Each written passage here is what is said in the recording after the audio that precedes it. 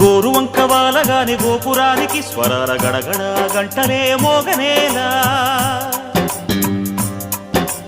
గోపబాలుడొచ్చినాక గోకులానికి పెదాల కిలకిల పువ్వులే పుట్టలేదా.